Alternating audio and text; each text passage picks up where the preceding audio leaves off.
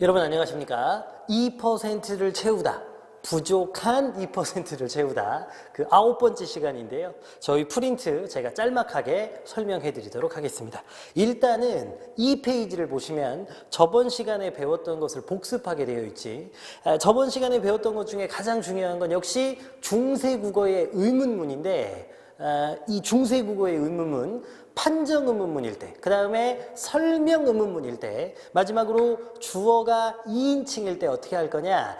판정 의문문은 판이라는 글자에 들어가는 이 아자를 기준으로 아형으로 끝나면 된다 그랬죠. 아형, 뭐뭐한가, 뭐뭐하냐 이런 식으로 끝난다 그랬고, 그 다음에 설명 의문문은 오형으로 끝난다 그랬어요. 뭐뭐한 고 내지는 뭐뭐하뇨 이런 식이라 그랬지. 그런데 주어가 2인칭일 때는 다 필요 없고 니은 다로 끝나게 되어 있다. 저희가 이렇게 배웠습니다. 저랑 수업할 때 제가 워낙 여러 번 강조한 거라 아마 기억하고 있을 거라고 생각합니다. 자, 그 다음에 그 아래 보면 부사를 정리하게 되어 있는데요. 부사는 특별할 게 없기 때문에 제가 저번 시간에 배웠던 내용을 요약만 좀 예쁘게 해놨습니다. 자, 부사는 일단 크게 나누면 성분부사하고 문장부사로 나누어지는 거지. 성분부사는 말 그대로 한 성분만 꾸며주는 거고, 문장부사는 문장 전체를 꾸며준다. 저희가 이렇게 알고 있습니다. 다만 성분부사 중에 성상부사, 이거는 성질, 상태의 줄임말이라 그랬지. 성질이나 상태를 보여주는 거고, 지시부사는 지시 그러면 이, 그, 저 세 가지 생각하기로 했잖아. 지시부사니까 이리, 저리, 그리 이런 거 생각하면 되죠. 마지막으로 부정부사는 안, 못 이렇게 해주면 되고, 자, 문장부사로 넘어오셔가지고 양태부사하고 접속부사 있는데, 접속부사는 잘 알고 계시는 접속사, 접속어잖아. 그래서 요거는 뭐 그리고, 그래서, 하지만, 그러나 여러분 잘 알고 계시는 바로 그거고, 문제는 양태부사인데 이 말이 되게 낯설지. 근데 양태는 한마디로 이야기하면 뭐라 그랬느냐? 화자의 태도, 화자의 태도. 그래서 태도를 보여주는 말, 말하는 사람의 뭐 마땅히, 틀림없이, 모름지기 뭐 이런 말들에 해당한다. 저희가 이렇게 공부했었던 내용입니다. 됐죠? 이렇게 보시는 걸로.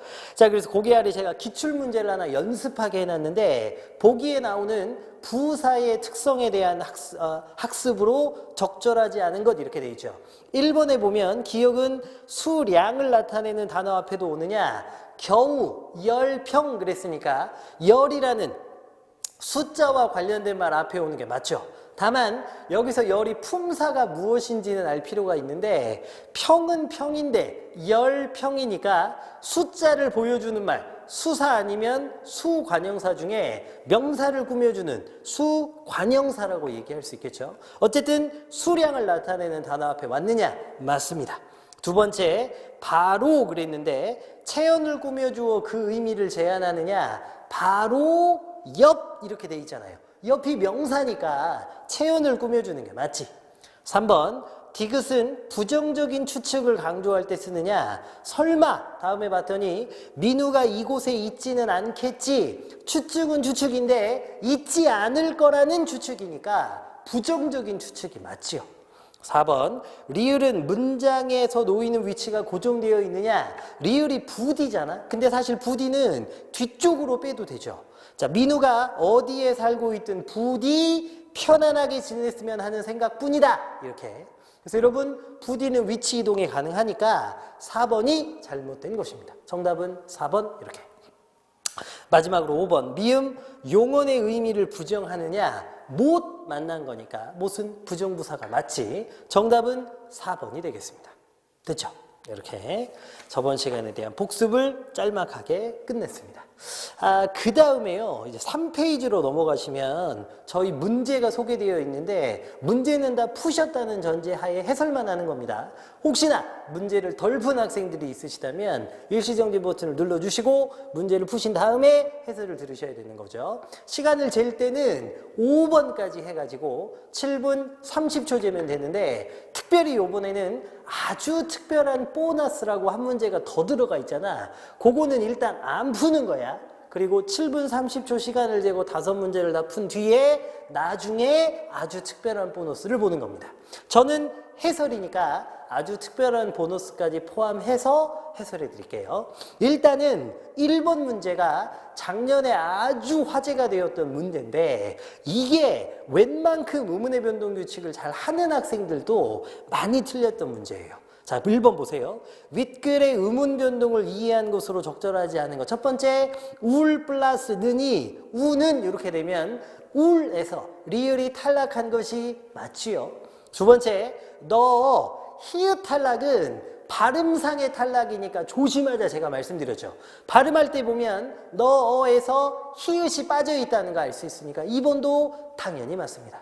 3번에 보면 크다의 크 플러스 어서가 커서가 되는 게 으탈락이냐, 크에서 을을 빼고 키읔을 어랑 붙이면 커서가 되니까 맞죠.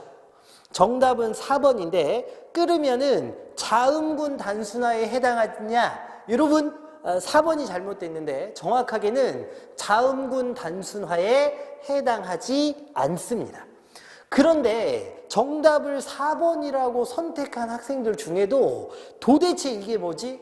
분명히 겹받침의 발음이 자음군 단순화인데 왜 아닐까라고 생각하는 학생들이 많죠. 이게 작년에 수능 특강에 소개되어서 아주 화제가 되었던 문제인데 그래서 뭐가 필요한 거냐? 뒤쪽에 아주 특별한 보너스가 필요한 것입니다. 마무리 짓고 뒤로 넘어가 보면 5번에 뜨, 이, 어는 뜨하고 이를 붙이면 뜨이 이렇게 되는 거고 그 다음에 뒤에 이하고 어를 붙이면 뜨여가 되는 거니까 고기는 다 맞지. 정답은 4번인 건데 그러면 4번이 자음군 단순화가 아니라고 하셨는데 도대체 뭔 말이냐? 여러분 뒤에 아주 특별한 보너스를 한번 봐주십시오.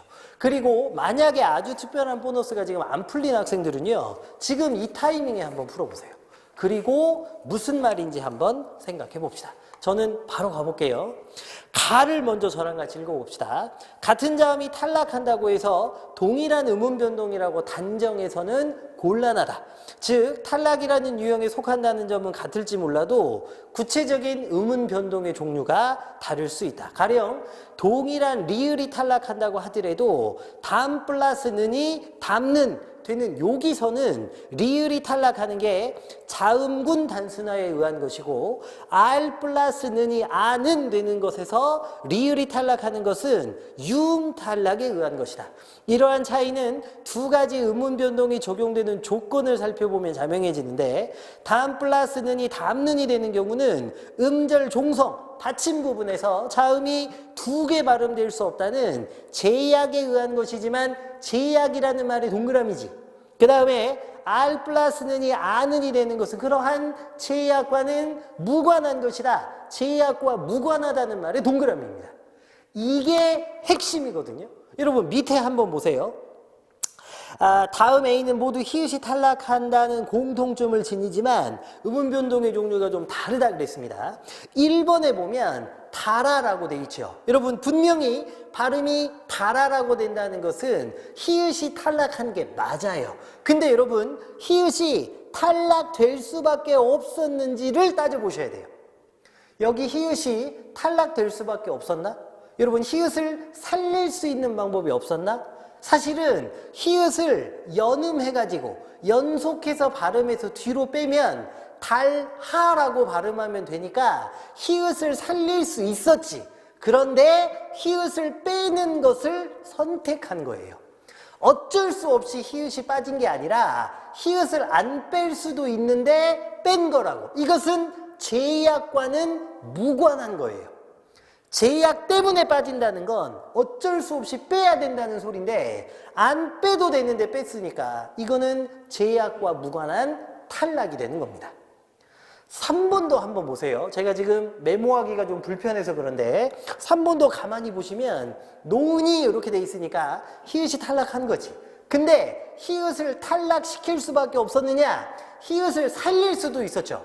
그대로 연속해서 발음하면 노흔이 이렇게 발음할 수도 있었던 거잖아. 그런데 히읗을 빼는 것을 선택한 겁니다.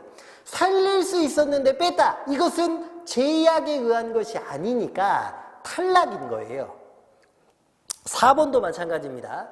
싸하 할 수 있었는데 히읗을 빼는 걸 그냥 선택한 거죠. 이럴 때는 제약에 의한 것이 아니니까 자음군 단순화는 될 수 없고 탈락만 되는 거예요. 5번도 마찬가지인데 끈흔 할 수 있는데 그냥 히읗을 빼는 것을 선택한 거니까 제약과 무관한 것이고 이때는 그냥 탈락입니다. 그런데 2번의 앉는을 보세요. 앉는의 안에서 히읗은 딴 데로 갈 데가 없어. 히읗을 뒤로 옮기자니 니은이 자리를 차지하고 있어서 안 되고 히읗을 니은과 축약시킬 수도 없잖아요. 거기 있는 히읗은 어쩔 수 없이 받침에는 두 개가 한꺼번에 발음되어질 수 없으니까 빠질 수밖에 없는 거예요. 이게 바로 제약에 의한 것이고 이것만 자음군 단순화라고 보는 겁니다. 이해되십니까? 그럼 여러분 앞에 있는 1번의 동그라미 4번 끓으면을 보세요. 사실 요거는 히읗을 빼야만 했느냐 뒤로 연음시켜서 넘겨버리면 끌흐면 할 수도 있는 거잖아. 그런데 히읗을 빼는 것을 선택한 거니까 이건 자음군 단순화는 아니고 탈락이라고만 이야기할 수 있는 거지. 자음군 단순화는 제약에 의해 그것 말고는 방법이 없을 때 어쩔 수 없이 이루어지는 거니까. 이해되죠? 아주 어려운 개념이긴 한데요. 한번 떠올려 봐 주시고 그래서 정답은 4번이었습니다. 아주 특별한 보너스까지 잘 정리하시는데요. 이해가 잘 안 되시면 선생님한테 와서 질문해야 돼. 알았지? 자, 2번 문제 보도록 하겠습니다. 보기를 바탕으로 기억에 대해 탐구한 것으로 적절하지 않은 것. 여러분 매 시간 제가 여러분께 말씀드립니다만 국어는 뭐다? 리듬이다. 리듬. 끊고 판단하고 자기 리듬으로 하나씩 비교하고 판단해 보시면 답이 나올 수밖에 없어요. 1번 봅시다.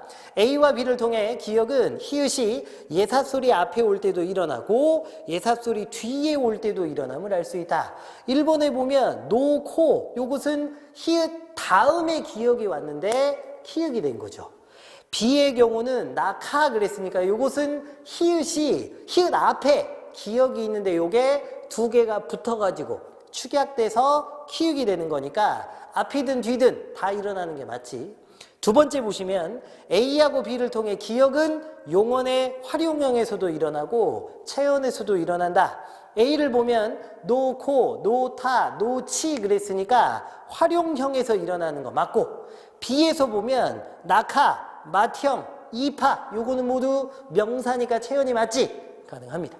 세 번째, C를 통해 기억은 히읗이 형식 형태소의 일부인 경우에는 음절 끝소리 규칙이 먼저 적용된 후에 일어난다는 것을 알 수 있다. 여러분, C를 보시면 낮 한때가 나왔는데요.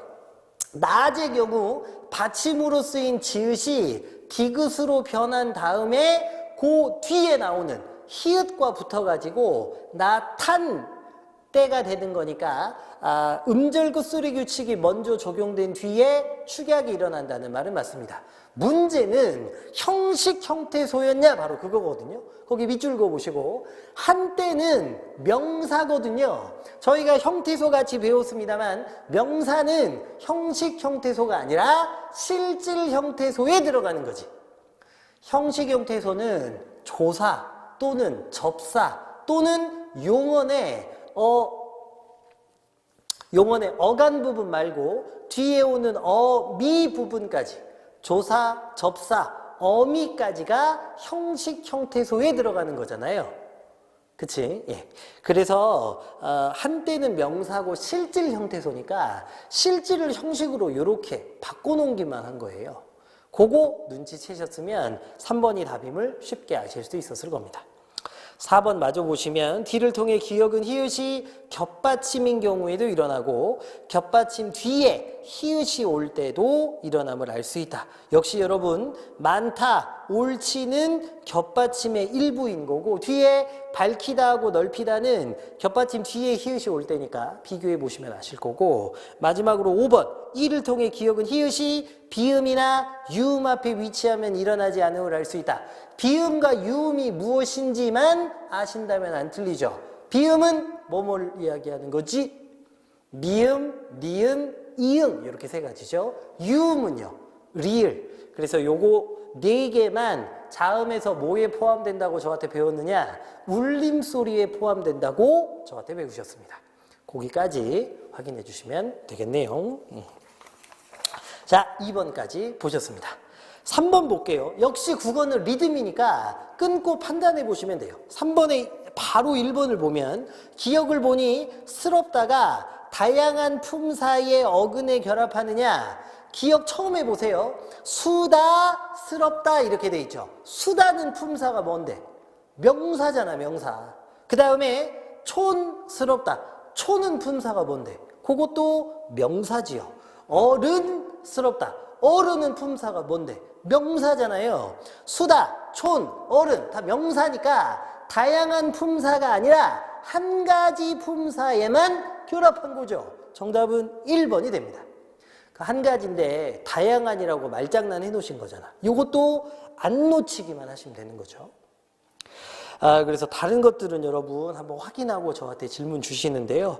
그 2번에 니은을 보니 답다는 명사뿐만이 아니라 명사구에도 결합할 수 있구나 이렇게 돼 있죠. 명사구에 밑줄 그으시고 저하고 혼문장, 겹문장 공부하실 때 했던 내용인데요. 구가 뭐냐? 2개 이상의 단어가 한 세트로 쓰일 때 구라고 한다 그랬죠. 다만 절하고의 차이점은 절도 2개 이상의 단어가 한 세트인데 주어 서술어 관계가 성립할 때 절이라고 한다 그랬고 그 다음에 그렇지 않을 경우일 때는 구라 한다 그랬거든요. 지금 니은에 보면 밑줄 그은 부분이 지난해 우승한 사람답다 그래가지고 명사 구가 지난해 우승한 사람 여기까지겠죠. 지난해 우승한 사람 세 가지라는 단어가 한 세트로 쓰이는데 요게 주어 서술어 관계가 아니라 꾸며주고 꾸밈을 받는 관계. 사람은 사람인데 지난해 우승한 사람 이렇게 가는 거니까요. 알겠지? 그렇게 따져보시면 명사 구가 뭔지도 아실 겁니다. 정답은 어쨌든 1번이었습니다. 4번이네요. 이거 너무 쉬웠지? 완료된 행위를 찾으라는 거니까 정답 3번 아닙니까? 밥을 먹고서 집을 나섰다. 먹는 행위를 완료하고 집을 나서는 거죠. 오케이, 좋습니다. 마지막으로 5번인데요. 요거는 말장난이 나왔더라고요. 여러분 이거 잘 이해 안 되는 학생들 저한테 질문하러 꼭 찾아오세요. 이게 지금 정답이 3번인데 디귿에 뭐라고 돼 있냐면 중세국어에서 어간이 라나 르로 끝나는 용언 중에 일부분은 현대국어의 르 불규칙 용어가 마찬가지로 어떤 환경에서 리을로 나타났다 이렇게 돼 있고 현대국어의 르 불규칙 용언까지 이어졌다 이렇게 돼 있죠. 그러면서 거기 첫 번째 예로서 중세국어에 모르다가 나와 있고 3번에는요 흐르다가 나와 있어요. 흐르다. 모르다, 흐르다 이렇게. 그런데 모르다의 예를 한번 보시죠. 마음 모르면 그래서 모르면 이렇게 활용되기도 하고 그 다음에 뜻을 몰라 이렇게 돼 있잖아요. 그러니까 모르다에다가 다를 빼고 아를 붙여가지고 모르아 이거를 보태서 몰라 이렇게 됐다는 거거든요. 자, 메모를 할 수 있는 공간은 많지 않지만 여기다가 적어드리면 모르다의 어간 부분 모르에다가 아를 보태가지고 뭐가 만들어졌다는 거냐?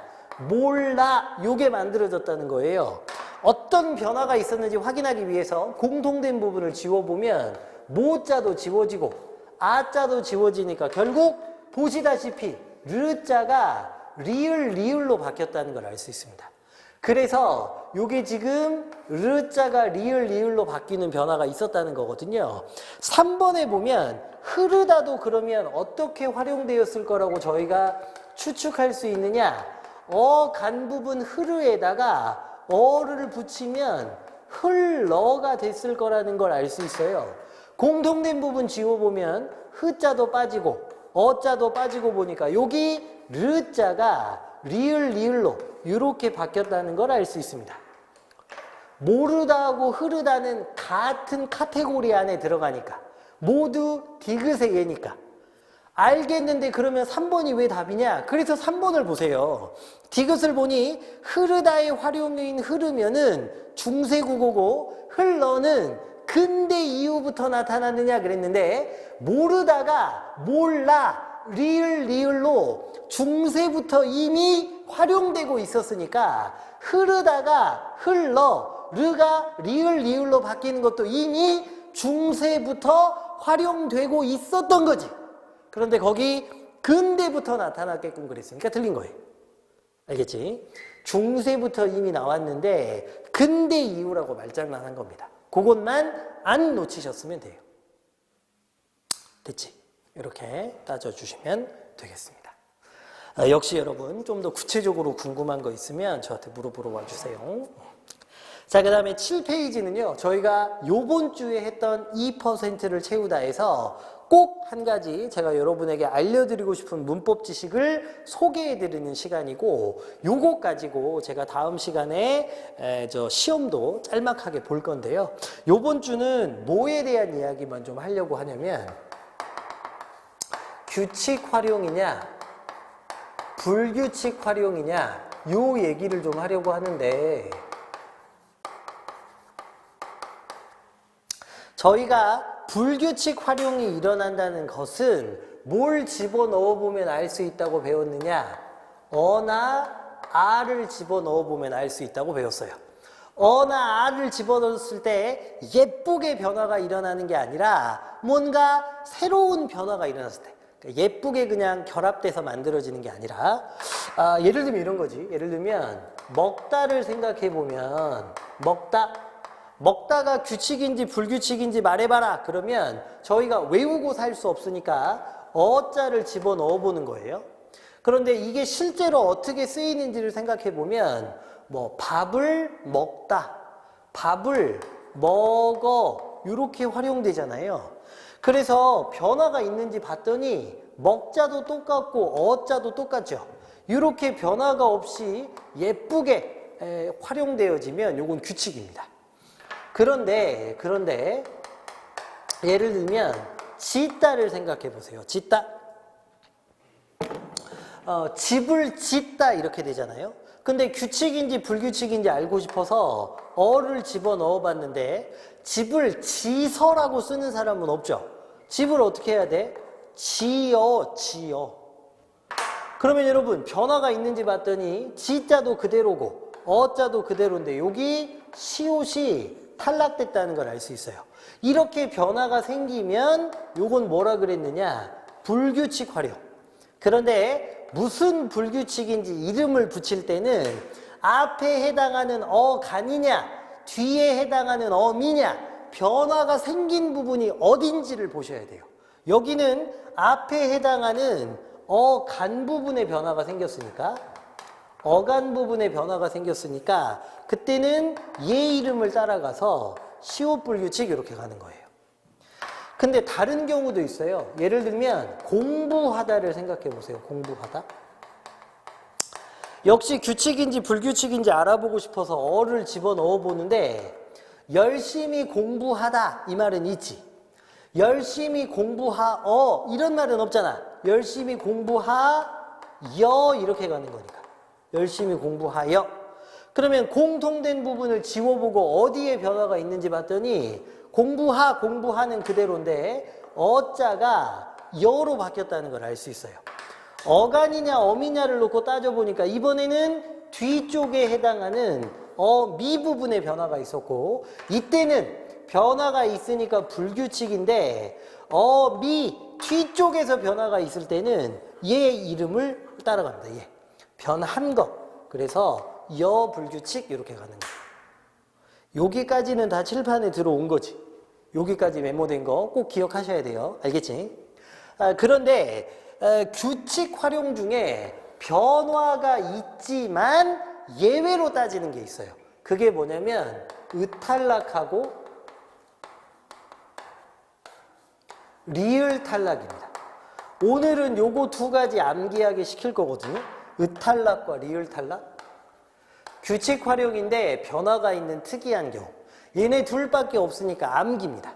학자들의 설명은 뭐냐면 을탈락이나 리을 탈락은 모두 틀림없이 언제나 항상 일어나기 때문에 얘들은 규칙으로 보겠다는 거예요. 을탈락은 공간이 여기 모자라니까 선생님 말로 할 테니까 적으세요. 으로 끝나는 어간 다음에 모음으로 시작하는 어미가 올 때입니다. 어간이 으로 끝나고 어미가 모음으로 시작하는 어미가 붙을 때, 으로 끝나는 어간 다음에 모음으로 시작하는 어미가 붙을 때, 대표적으로 쓰다가 있어요. 쓰다. 규칙이냐 불규칙이냐 어를 집어넣어 봤더니 글을 쓰다, 글을 쓰어라고 하지 않지. 글을 써보는 거잖아. 써. 그러면 보시다시피 쌍시옷이 빠지고 어자가 빠지면 으가 탈락했다는 걸 알 수 있어요. 으가 빠졌지만 얘는 불규칙이 아니라 뭐다? 규칙이다. 알았지? 이 리을 탈락은 또 불러드릴 테니까 적어보세요. 어간이 리을로 끝나고 뒤에 니은으로 시작하는 어미가 올 때예요. 어간 부분이 리을로 끝나고 뒤에 니은으로 시작하는 어미가 올 때. 어간 부분이 리을로 끝나고 뒤에 니은으로 시작하는 어미가 올 때. 요거는 요렇게 되죠. 울다가 대표적입니다. 울다. 니은으로 시작하는 는을 붙이면 울다는 쓰는데 울는이라는 말은 없잖아. 우는이라고 쓰는 거잖아. 우는. 공통된 거 주문 보니까 우자 빠지고 는자 빠지고 나니까 리을이 빠졌다는 걸 알 수 있죠. 이것도 활용 과정에서 리을이 빠지는 변화가 있었지만 항상 이렇게 되기 때문에 뭐다? 규칙. 이렇게. 그래서 으가 탈락하거나 리을이 탈락하는 것은 모두 규칙 활용으로 보니까요. 요거 역시 함께 기억해 주시면 좋겠습니다.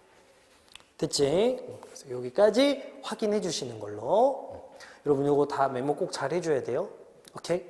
다음 시간에 복습해보면 시험 봐보면 복습했는지 안 했는지 알 수 있습니다.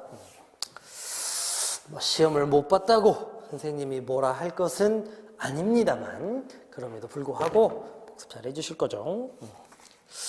자, 그 다음에요. 저희 독서 부분을 좀 볼 건데요. 독서 부분. 일단 여러분 저하고 문제 푸는 순서대로 보자면 11쪽으로 가셔가지고 11번에 단어 문제를 먼저 풀어야 되지. 그래서 6문제가 딸려있는 아주 지루한 문제지만 한 문제를 풀어버려가지고 5문제로 만드셔야 되는 거죠. 미리 문제를 풀고 영상을 보고 있는 학생도 많을 것이기 때문에 선생님이 그냥 바로 정답을 부를게요. 혹시나 안 푼 학생들은 또 아시죠? 일시정지 버튼 눌러주고 11번을 푼 다음에 해설을 듣는 건데요. 11번의 정답은 몇 번이냐? 바로바로 5번이 답이 되죠. 알파벳 E가 투영인데요. 투영은 반영이라는 뜻이에요. 반영. 반영. 예. 참고로 뒤에 눈앞에 없는 것이 있는 것처럼 보이는 건 무슨 영이냐? 요거는 환영입니다. 환영. 환상. 환영. 이렇게. 어쨌든 정답이 5번인데요. 어렵지는 않았을 거다. 이렇게 생각합니다.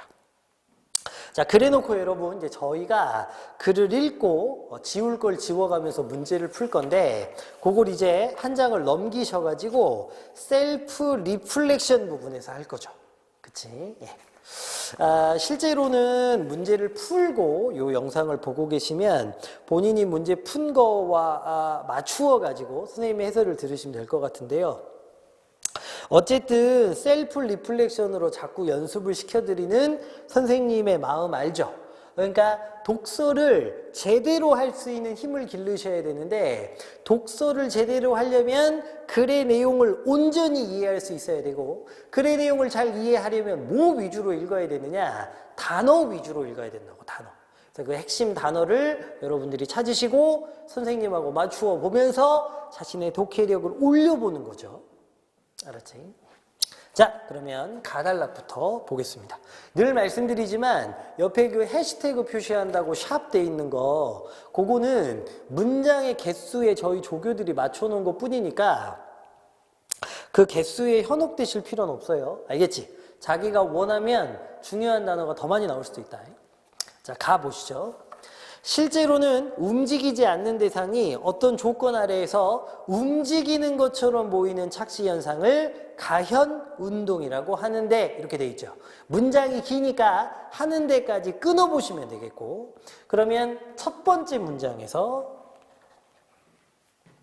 가의 1번 첫 번째 문장에서 저희가 끄집어낼 수 있는 단어는 당연히 가현 운동이 되겠습니다.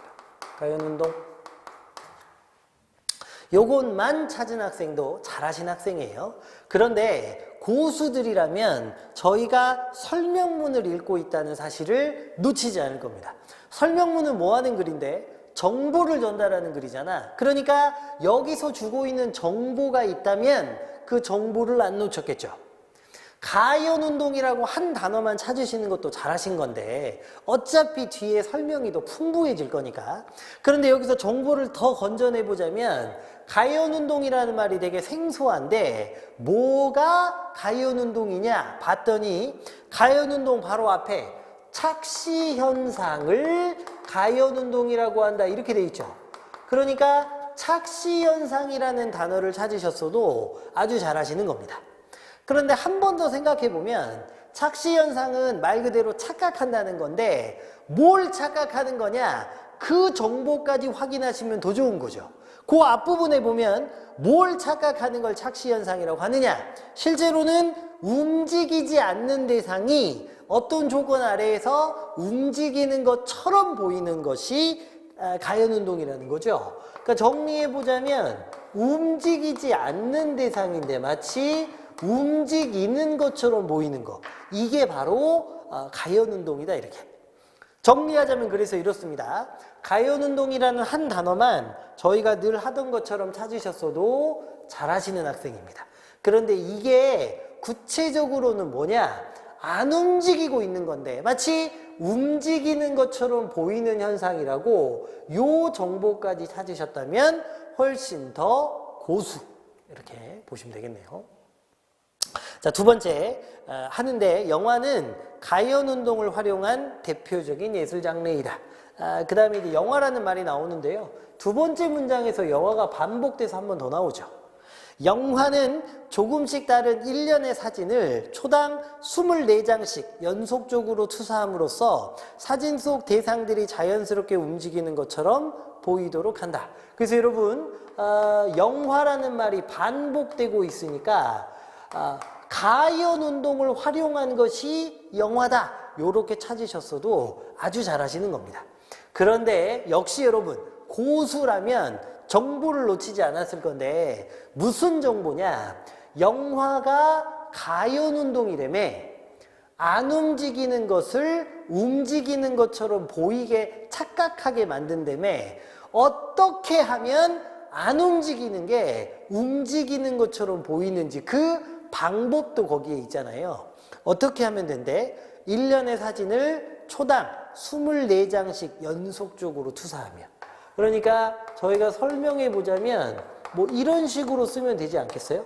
1초당 24장의 안 움직이는 사진을 연속적으로 보여주면 우리 눈은 착각해가지고 마치 움직이는 것처럼 보이게 느낀다는 거죠. 이 방법까지 찾으셨으면 역시 여러분 고수 인정 이렇게. 근데 영화만 찾으셨어도 괜찮습니다. 자, 세 번째, 이러한 가현 운동은 인간의 시각이 지닌 특징에 기인한다. 세 번째는 당연히 인간의 시각이 지닌 특징, 거기에 밑줄 그으셨겠죠? 자, 그래서 첫 단락은 3개의 문장으로 구성되어 있는데 한 단어씩 찾아보자면 이런 식입니다. 가현 운동이라는 착시 현상이죠. 요것이 영화에 반영되고 있는데 이 영화는 인간의 시각이 지닌 특징 때문에 이런 가현 운동이 생긴다는 거죠. 요 3가지 정보만 찾으셨으면 일단 아주 잘하신 거. 그리고 제가 거기 이제 12쪽에 보면 가단락이 끝난 다음에 6번 문제, 일치 불일치 문제를 풀게 해놨는데 지울 수 있는 게 있느냐? 이미 풀어보셨겠습니다만 아쉽게도 지울 수 있는 게 없죠. 거기서는 넘어가게 돼 있습니다. 자, 그래놓고 두 번째 나단락으로 가보겠습니다. 자, 그런데 나달락도 이미 읽으셨을 거니까 나달락에서 중요한 게 있어요. 뭐냐? 나달락과 같은 것이 순서, 과정이 드러난 글인데요. 이때는 순서에 해당하는 것, 단계에 해당하는 것을 잘 찾아가면서 읽는 게 중요합니다. 알겠지? 그래서 오늘 뭐 이걸 굳이 다시 읽으실 필요까지는 없겠습니다만 제가 여기를 단계별로 정리할 건데요. 이 단계별로 글이 흘러가고 있다는 것을 생각하고 읽으셨는지 잘 한번 따라와 보세요. 자, 가보겠습니다. 외부 대상에 대한 시각 정보가 빛의 형태로 눈으로 들어와서 망막을 자극하면 이렇게 돼 있죠. 자, 그럼 여러분 거기를 정리하자면 이렇게 정리해야 되죠. 처음에 시각 정보라는 게 있을 거고, 시각 정보. 이게 빛의 형태로 눈으로 들어온다 그랬으니까 단계는 다음에 눈으로 가는 거고, 요 중간에 뭐의 형태로 가는 거냐면 빛의 형태로 가는 거지. 정리가 이렇게 돼야 돼. 알겠지? 시각 정보가 빛의 형태로 눈으로 들어와. 그 다음 단계가 망막을 자극하면 그랬죠. 망막에다가 동그라미, 순서가 이렇게 흘러가는 거죠. 망막을 자극하면 망막에 분포해 있던 수많은 수용기 세포들, 그 다음에 어디로 가냐면 수용기 세포로 가는 거죠. 망막에 분포한 수많은 수용기 세포들은 빛의 세기에 비례하는 전기 신호를 만들고 이를 각 수용기 세포와 직결되어 있는 신경절 세포로 전달한다. 요게 이제 신경절 세포로 전달되는 거죠. 다만 여기 중간에 들어갈 거, 요 빛의 세기에 비례하는 뭐로 바뀌어가지고 전기 신호로 바뀌어가지고, 그치? 자, 그 다음에 이 신경절 세포로 전달되고 일정 크기 이상의 전기 신호가 전달되면 신경절 세포가 활성화되는데 그 결과 전기 신호는 신경절 세포들의 다발인 시신경을 따라 뇌의 뒷부분에 위치한 시각 피질로 전달된다. 거기가 아주 어려운데요. 이 다음 단계가 뭐냐면 일정 크기 이상의 전기 신호가 전달되면 활성화돼 가지고 신경절 세포 다발인 시신경을 따라 시각 피질로 가는 거죠. 시신경을 따라 시각 피질로 가는 거니까 이 다음 단계는 시각 피질이 되는 거고, 요 중간에 뭘 따라간다 그랬냐면 시신경을 따라 요렇게 가는 거예요. 이해되세요? 시신경이 하나의 또 다른 단계가 되는 게 아니라 이 신경절 세포에서 시신경을 따라 전기 신호가 시각 피질까지 가는 거죠. 얘는 단계가 아니에요. 이게 아주 어려웠습니다. 그렇지? 시신경을 따라서 시각 피질로 가는 겁니다. 자, 그 다음에 시각 피질에서 전기 신호가 가장 먼저 도착하는 곳은 1차 시각 피질인 V1이다. 처음에는 V1 이쪽으로 가게 되는 거고, V1에서는 주로 대상의 위치나 계략적인 형태를 인지하며, 거기 밑줄 그어 두실래요? 정보니까 대상의 위치, 계략적인 형태, 여기까지. 그 다음에 V1은 시각 정보를 보다 상세히 인지하기 위해 크게 배측 경로와 복측 경로의 두 경로로 전기 신호를 전송한다. 이게 이제 이렇게 하나는 배측 경로를 따라, 하나는 복측 경로를 따라 이렇게 또 이동하게 되는 거죠. 단계는 아닌 거지. 자, 그 다음에 시각 피질 중에 중축두 피질 V5로 이동하는 경로인 배측 경로는 요 길을 따라가면 이제 뭐가 나오느냐? V5가 나오는 거고, 주로 사물의 운동에 대한 정보를 처리한다. 그 운동에 대한 정보를 처리한다는 말에 밑줄 그으시면 되죠. 자, 그 다음에 복측 경로는요. 복측 경로는 시각 피질 중에 4차 시각 피질 V4로 이동하는 경로로, 요건 이제 V4로 이동하는 건데, 이동하는 경로로 색깔이나 세부 형태에 대한 정보를 처리한다. 여기 색깔, 세부 형태 정리한다고, 여러분 거기도 정보에 해당하는 부분이니까 밑줄 그어두시면 되겠습니다. 그 다음에 이러한 시각 인지 과정에서 우리 얘네는 V1과 V5의 인식을 종합해가지고 특정 대상이 움직이고 있는지의 여부를 판단한다. 여러분 여기서 V1하고 그 다음에 V5 얘네 둘을 종합적으로 인식해가지고 움직인지 아닌지 움직임을 판단한다고 거기 그렇게 소개되어 있는 거죠. 움직임 판단에다가 밑줄 그으시면 되겠고, 자, 그 다음에 다만 V1과 V5가 분리되어 있다는 점으로 인해 뇌는 위치와 운동을 그 자체로 연속적으로 파악하지 못하고 매 순간 종합해 판단하는 과정을 거친다. 근데 V1과 V5가 분리되어 있기 때문에 연속적인 판단은 안 된대요. 그 연속적으로 안 된다는 말에 밑줄 그으시면 되겠죠? 그 때문에 영화처럼 조금씩 다른 사진을 연속적으로 보여주면 가연 운동 중에 거리가 매우 가까울 때 빚어지는 근거리 가연 운동이 나타난다. 자, 드디어 저희가 기다리던 말이 나왔죠. 무슨 말이냐? 근거리 가연 운동이라는 말입니다. 영화는 가연 운동이라며 그 중에 근거리 가연 운동이라는 말이 나왔어요. 그 다음 이는 V1이 계략적인 윤곽을 인지해 이 위치 변화를 확인하고 동일 대상임을 인지한 상태에서, 자 여러분 정보 그대로 가면 되죠. V1은 뭐 하는 거냐? 동일하다고 인지한 상태래요. 동일하긴 한데 그 다음에 V5가 동일 대상이 움직이고 있다고 착각함에 따라 일어난다. V5가 뭐 하고 있느냐? 움직임이 일어나고 있다고 착각하는 거. 요게 바로 근거리 가연 운동입니다. 정보는 여기 있는 요 정보 그대로 가셨으면 되죠. 그치? 그래 놓고 이제 여기 있는 내용을 가지고 정답을 맞춰봐야 되는 건데요. 6번 문제 일치 불일치를 따지면 여기서 드디어 답이 나옵니다. 자 여러분 일단 1번을 보시면 뇌의 시각 피질 중에 V4는 대상이 지닌 색깔에 대한 정보를 처리한다. 여러분 여기 V4가 색깔을 처리한다는 정보 저희가 찾았잖아요. 맞습니다. 그 다음에 2번, 3번은 저희가 여기서 건드릴 수 없는데 4번에 인간의 눈은 움직이는 대상을 볼 때와 근거리 가연 운동이 나타날 때를 시각적으로 구별하느냐. 여러분 방금 근거리 가연 운동에 대해서 배웠는데요. 저희가 첫 번째 단락 공부할 때도 봤지만 가연 운동이 뭐냐? 착각하는 거죠. 어떻게? 안 움직이고 있는데 움직이고 있는 걸로 착각하는 거잖아. 그러니까 실제로 움직이는 거하고 근거리 가연 운동으로 안 움직이는데 움직이는 것처럼 착각하는 거하고 둘이 다를까? 아니죠. 저희가 착각해서 실제로 움직이는 것처럼 보이는 거라 그랬으니까 실제 움직이는 것과 근거리 가연 운동이 일어나서 보는 것은요 시각적으로 구별이 안 되고 똑같은 거죠.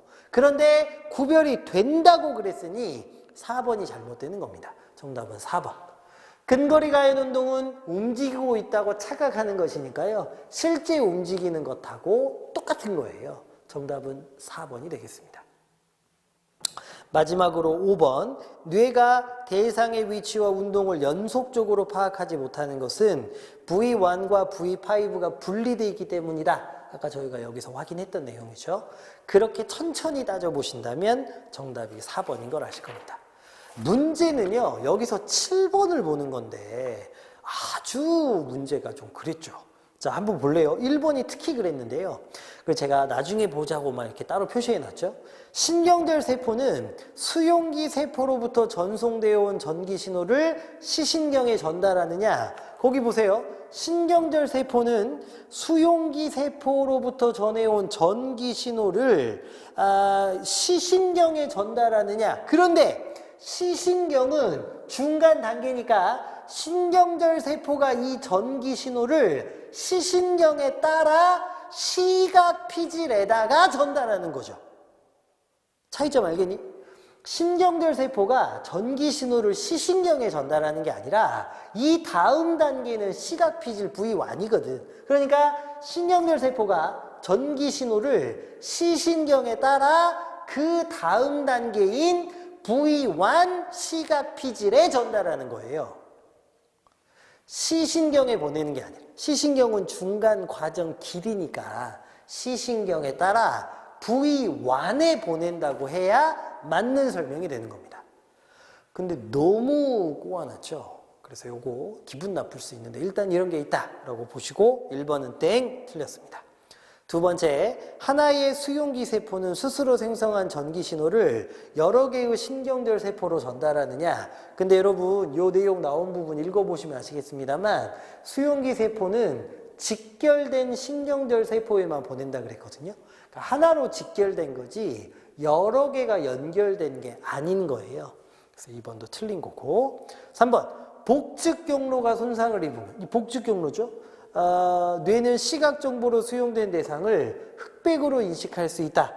이게 지금 색깔과 관련된 거잖아요. 여러분 지금 칼라 TV에서 색깔을 빼버리면 어떻게 되느냐?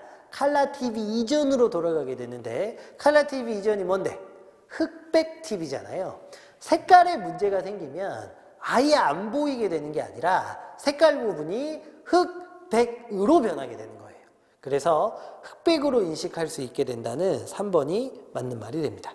근데 몰랐던 학생도 있을 수 있죠. 어려웠습니다. 어쨌든 정답은 3번이었습니다. 4번의 중축두 피질은 아까 이게 V1이죠. 이 배측 경로를 따라 대상의 움직임에 대한 전기 신호를 1차, 중축두 피질이 V5였죠. 어쨌든 여러분, 이 V5가 배측 경로를 따라 아이고, 이건 뒤집어졌네. V1에서 배측 경로를 따라 중축두 피질인 V5로 가는 거죠. 그치? 그래서 이렇게 따져보시면 순서를 바꿔놨다는 걸 아실 수 있고, 마지막, 망막을 자극하는 각기 다른 세기에 비트는 수용기 세포를 거쳐 동일한 세기의 전기 신호냐? 역시 확인해 보시면 이 전기 신호는 빛의 세기에 비례하는 전기 신호지 동일한 전기 신호가 아니었거든요. 이것도 틀렸습니다. 정답은 그래서 3번이었습니다. 따져보기에 거의 끝판왕 수준인데요. 아주 복잡하게 꼬아놨지요. 저희가 뭐 이렇게까지 어렵게 나오겠느냐 생각할 수 있지만 어쨌든 연습하는 단계니까 다 해보셔야 됩니다. 자, 그 다음에 다단락으로, 세 번째 다단락으로 가볼게요. 거기도 저희가 체크해야 될 정보가 엄청 많죠. 다단락을 좀 보시면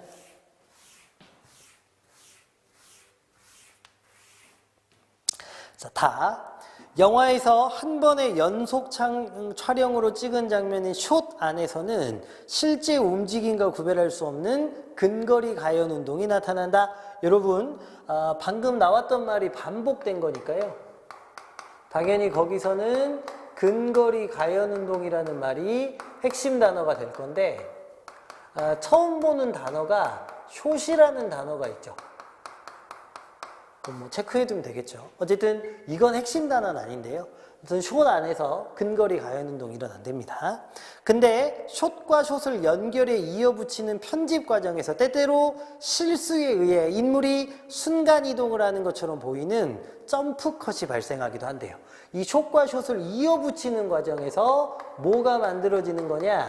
점프 컷이 만들어진답니다. 여러분 점프 컷에 체크하셨죠? 요거는 숏과 숏이 연결되는 과정에서 만들어진답니다. 자, 그 다음에 세 번째, 이것은 카메라가 향하는 각도가 대체로 일정한 상태에서 연결된 두 숏에 등장하는 동일 인물의 위치가 다를 때에 발생한다. 여러분, 조건과 관련된 건 늘 잘 체크해 두셔야 되니까요. 점프 컷이 발생하는 조건이 거기 두 개가 소개되어 있는데, 첫 번째는 카메라가 향하는 각도는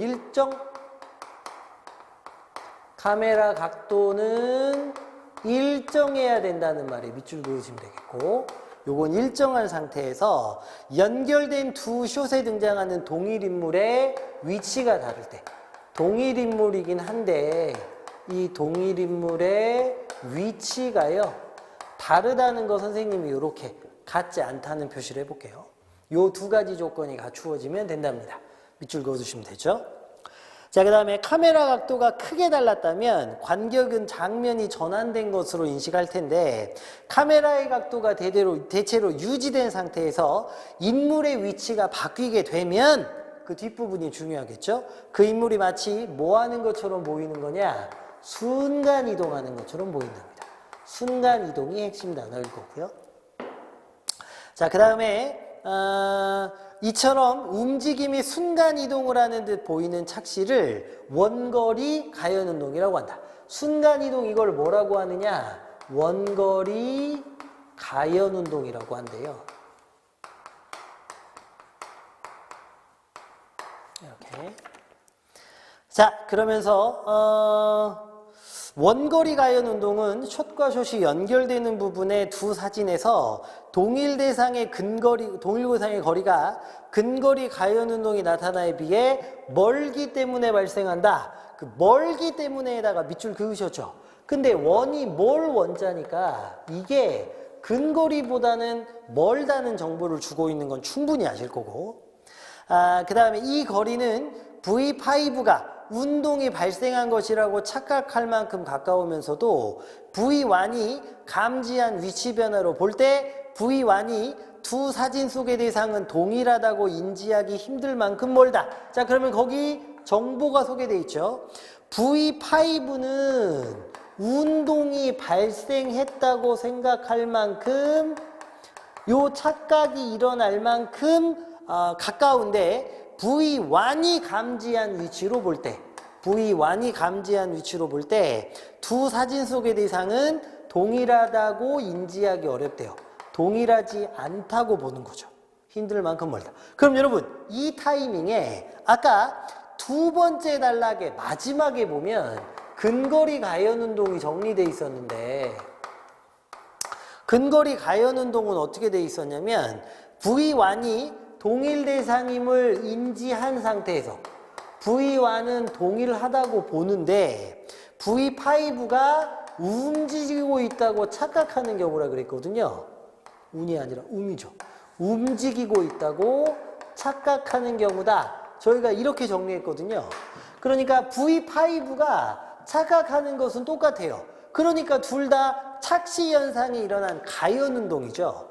다만 차이점은 V1이 동일하냐, V1이 동일하지 않다고 느끼냐, 요겁니다. 자, 그 다음에 보면 이처럼 V1과 V5 사이에 나타나는 인식의 부조화가 점프컷을 일으키고 한편 두 사진 속 대상이 원거리 가연 운동에 나타나는 거리보다 더 멀 때는 V1이 이를 대상의 위치 변화로 감지하지 못해 우리의 뇌는 한 대상의 운동으로 인지하지 않고 서로 다른 두 대상이다. 만약에 더 멀 때는요, 그때는 그냥 서로 다른 것으로, 그냥 각각인 것으로 이렇게 본대요. 그러니까 움직임 자체가 없겠지. 그럼 근거리 가연 운동, 원거리 가연 운동, 더 멀 때, 이렇게 세 가지로 구성되어 있는 거예요. 제가 거기 셀프 리플렉션 부분을 보면 그 8번 문제에서 동그라미 5번 그것만 여러분들이 한번 생각해 보시라고 거기 적어놨는데 한번 볼래요? 보기 박스의 내용.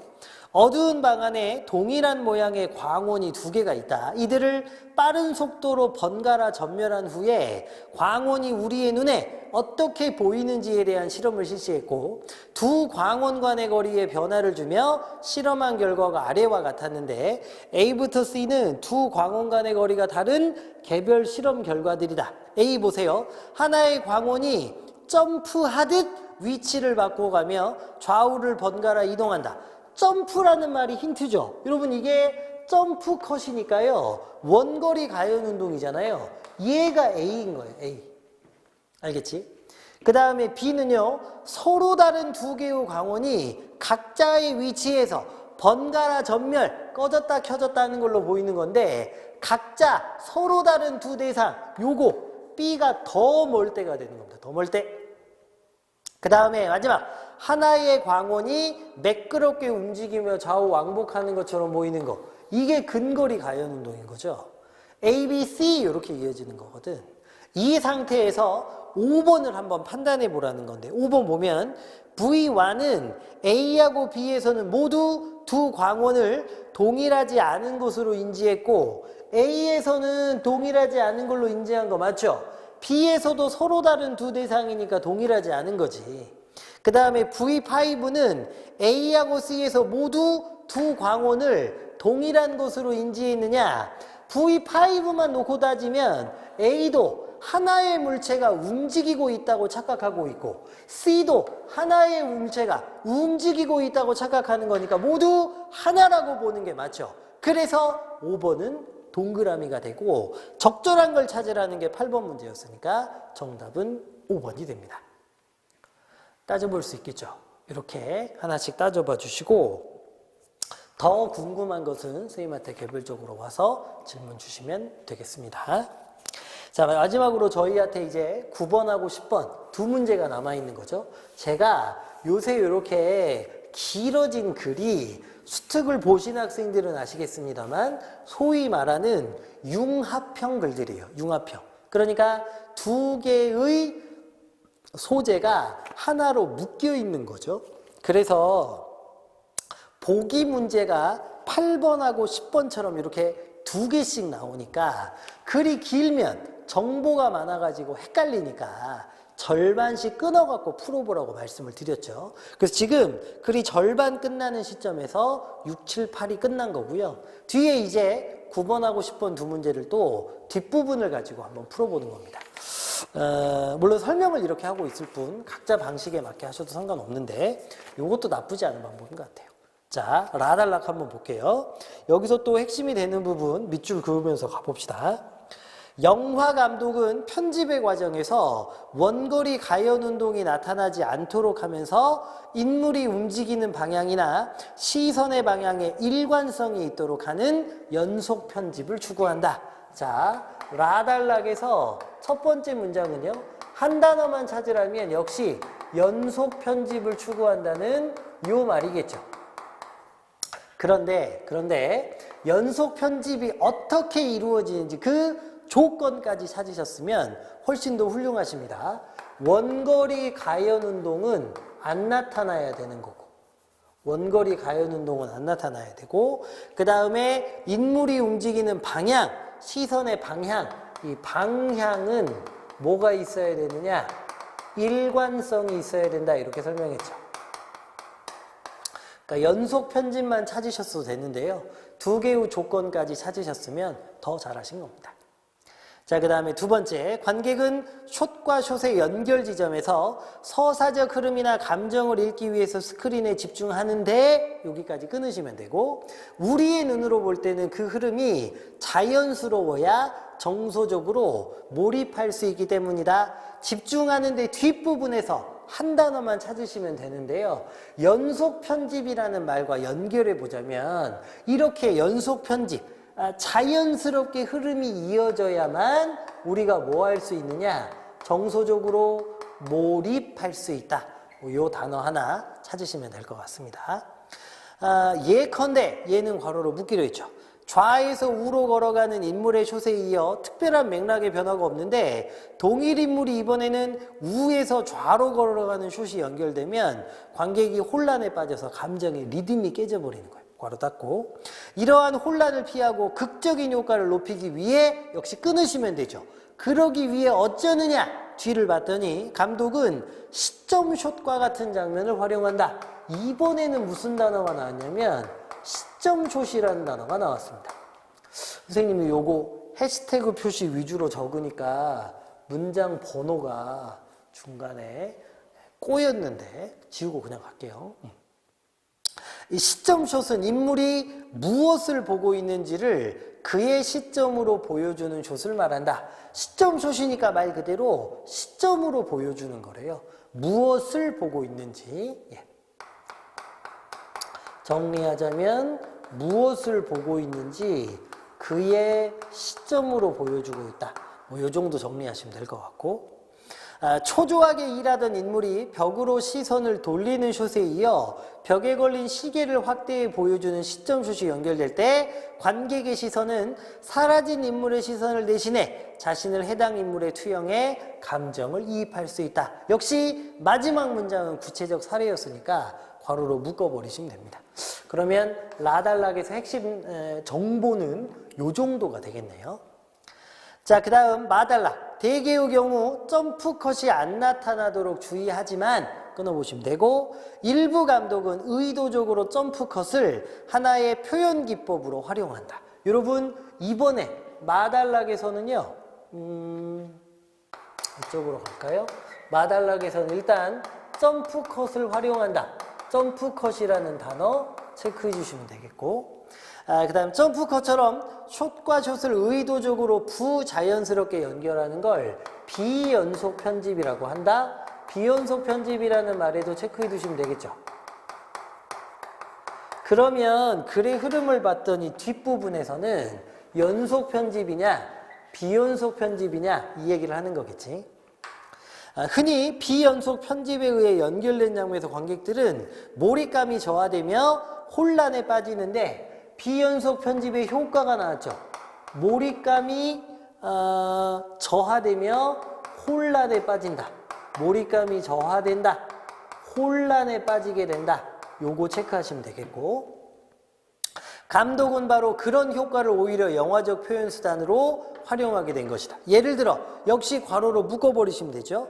라스 폰 트리에 감독은 어둠 속의 댄서라는 영화에서 점프컷을 몇 초마다 반복함으로써 관객들의 시간 개념과 방향 감각의 혼란을 불러일으켰고, 이를 통해 관객들은 긴장감이 고조되고 시간이 빨리 흘러간다는 느낌을 받게 되고, 아울러 서사 진행에 몰입하는 상태에서 빠져나와 자신이 스크린에서 보는 장면이 감독에 의해 촬영된 허구라는 사실까지 인식하게 됩니다. 괄호 닫아주시면 되는데요. 여기까지 긴 사례가 소개되어 있었습니다. 요 정도가 라마의 핵심 정도가 되겠네요.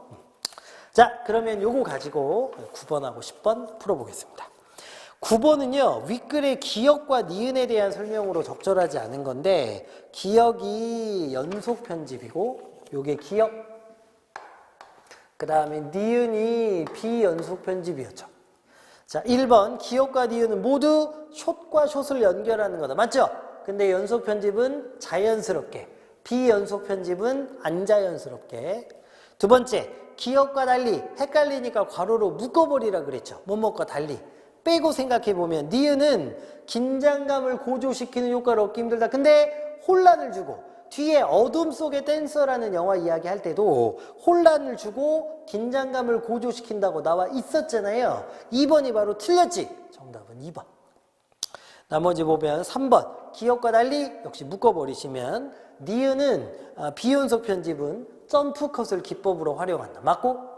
4번 니은에서와 달리 역시 괄호로 묶어버리면, 기역에서는 원거리 가연 운동이 안 나타나도록 주의한다. 아까 기역에서 여기 원거리 가연 운동 안 나타난다.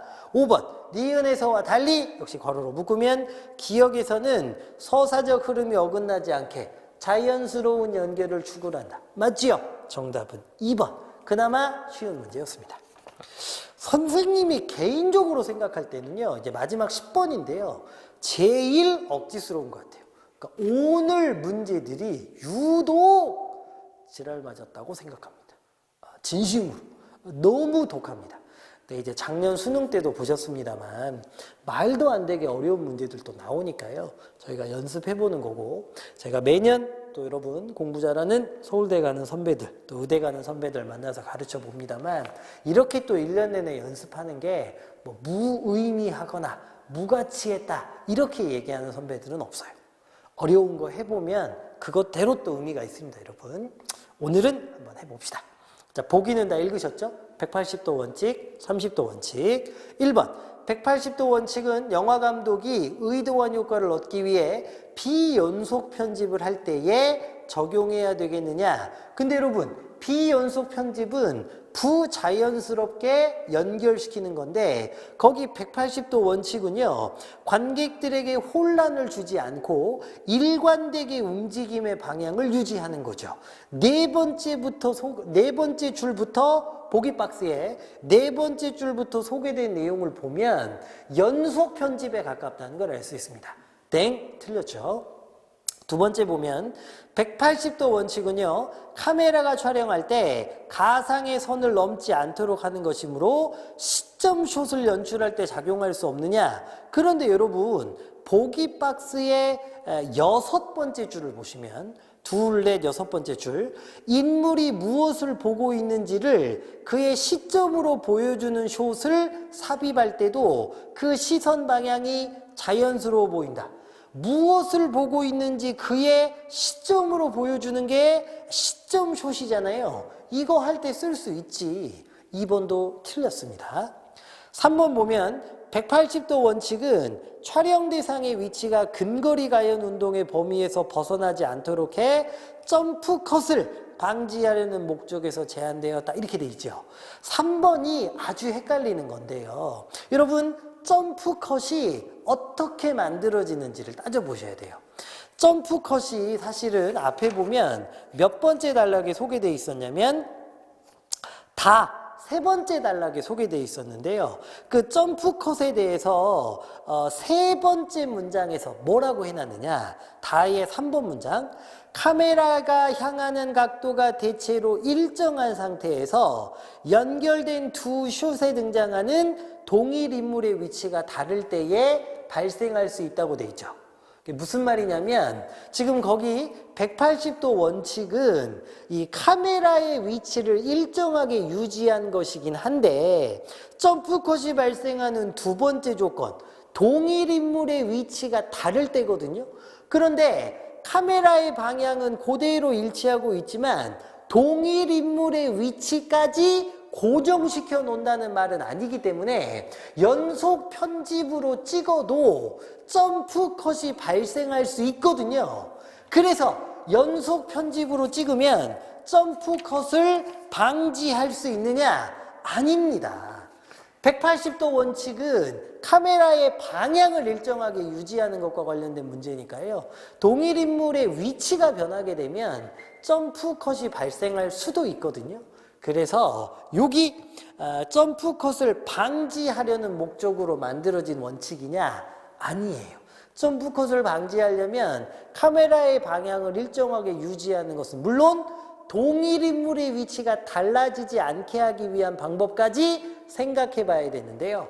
180도 원칙은 카메라의 위치만 조정할 뿐 동일 인물의 위치가 달라지는 것은 건드릴 수 없습니다. 그래서 이제 그 목적에서 만들어졌다는 건 잘못된 거고요. 대신 4번의 30도 원칙은 동일 대상을 찍은 숏들 간의 연결을 장면 전환으로 인식하도록 해 원거리 가연 운동이 발생하는 상황을 막기 위해서 만들어졌다. 여러분, 장면 전환이 언제 생긴다고 앞에서 소개되어 있느냐? 역시 다 단락인데요. 이번에는 다의 4번 문장을 보면 뭐라고 되어 있냐면 카메라의 각도가 크게 달랐다면 관객은 장면 전환이 된 것처럼 인식한다 그랬죠. 그런데 30도 원칙이 뭐라고 되어 있느냐? 30도 이상 벌리라고 되어 있거든요. 이렇게 각도가 크게 달라지면 무슨 일이 생기는 거냐? 아까 앞에서 읽은 것처럼 다의 네 번째 문장. 각도가 크게 달라지니까요. 장면 전환이라고 인식하게 되는 거예요. 그래서 4번 장면 전환으로 인식하게 된다는 말은 맞는 말이 됩니다. 그래서 정답은 4번이었어요. 마지막으로 5번 30도 원칙은 동일 대상을 향하는 카메라 각도를 여러 숏에서 비슷하게 유지하느냐. 비슷하게 유지하는 건 180도 원칙이고 확 벌리는 게 30도 원칙이니까 이건 안 맞는 말이에요. 정답은 4번이 됩니다. 너무 어려웠던 문제를 한 번 더 정리하자면 180도 원칙은 점프 컷을 방지하려는 목적이냐? 점프 컷은 두 가지. 카메라의 위치도 그대로 있어야 되고 동일 인물이 위치가 달라지는 것도 없어야 점프컷이 발생하지 않잖아요. 근데 여기는 카메라의 위치만 건드리고 동일 인물의 위치를 건드리는 원칙이 180도 원칙이 아니니까 점프컷 방지를 위한 거하고는 안 맞다. 그 다음에 뒷부분 30도 원칙, 장면 전환으로 인식할 거냐? 장면 전환은 각도가 많이 벌어지면 장면 전환인데 30도 이상 벌리라 그랬으니까 맞다. 그래서 정답은 4번입니다.